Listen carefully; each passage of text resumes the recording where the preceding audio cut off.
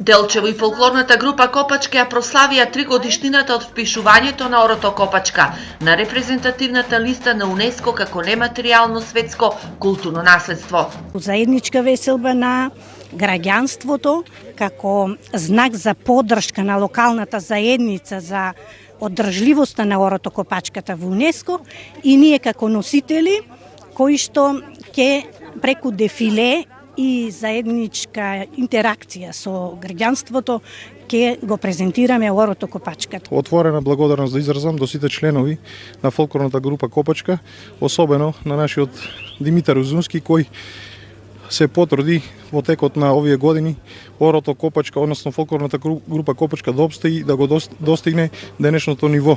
Копачката живее нов живот последниве 3 години, а афирмацијата на групата донесе интереси кај младите играорци да се вклучат во неа со што се испишува иднината и на групата и на Орото. За толку краток временски период како што сум член во фолклорната група Копачка, за мене е едно големо доживување, чест и задоволство да се соработува со такви членови какви што се членовите во културното уметничко друштво Копачка.